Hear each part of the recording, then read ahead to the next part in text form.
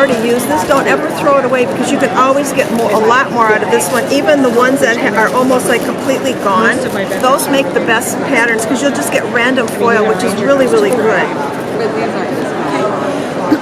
So I can't, if I want to be really perfect about this, which some people like that, so I'll show you that. I just use the powder bag over here. Do I normally do that? Not really, because I don't care if I have extra foil or extra embossing powder. That doesn't bother me a bit. So if I take my rubber stamp, this is my Stampers Anonymous stamp. This one is called All Cracked Up. It looks like a cracked wow. Japan. Okay. And I'm going to use my watering can archival ink. So the minis are new. Okay. So I'm just going to go ahead and ink this. So I'm just going to go ahead and stamp this. I could have used my thing, but I'll just use that. Okay. So I'm going to put my embossing powder on here now.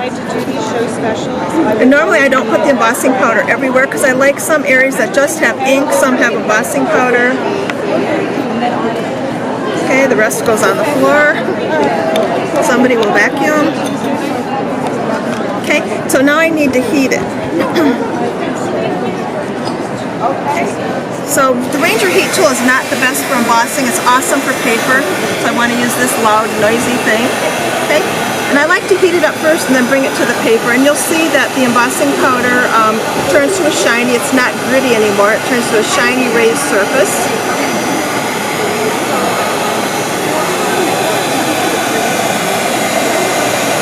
Okay, so you can see the shine there, right?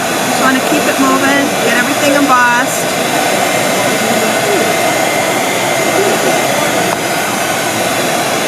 I love this. Okay. Alright, so now I just have a tag that has embossing powder on it that's melted. That's all that's on here, okay? This is all cooled off. So now what I'm going to do is I'm going to have gray on here, so I'm thinking I'm going to choose another color. So if I want this really pretty turquoise color, I'm going to warm up whatever area I want the foil to stick to. So once this embossing powder is warm again, the foil sticks to it. And you'll see how easy it is. So I'm just going to warm this up.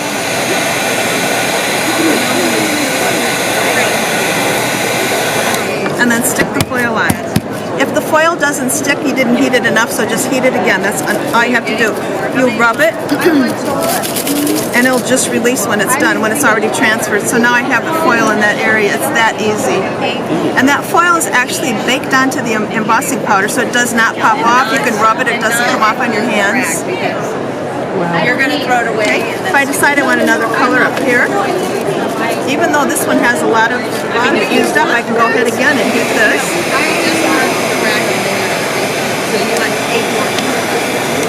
Stick this on here, kind of rub it, and when it's ready to release, it just pops right off. So it's super simple. It's another way to use your embossing powders.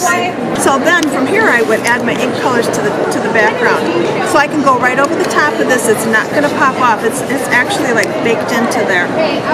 So I'll start with my probably Garden Patina, one of my most favorite colors, with the little mini pad. If you haven't seen the minis before, these are brand new for the show. I like them because the lid stays on. When you turn them over, they don't pop off, which is nice for traveling. The base is a little bit wider so that you have a good place to grab it. And then you can still store your blending foam in the bottom here. The little round ones fit, the rectangle ones don't, but I use most of the time with this anyway, so, okay. So I'll just start adding ink, and I add the archival ink the same way as I did with Distress. I always start off my surface and come onto my surface. And you can see I can go right over that foil. There's none on the blending tool. It does not come off. So if I want to blend some colors, this one is potting soil. This is my brown, and it's gorgeous. Absolutely gorgeous. And you can see the colors will blend, so I have some different variation of the color here.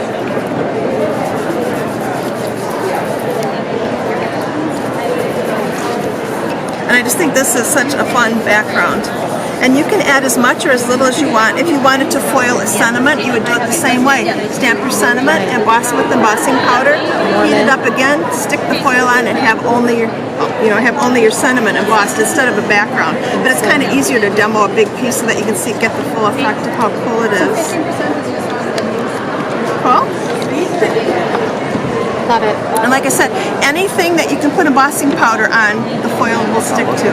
So embossing powder will work on any surface that you can blast with the heat tool. So if I want to do it on wood, if I want to do it on metal, if I want to do it on heavy, heavy plastic, chipboard, paper, and anything.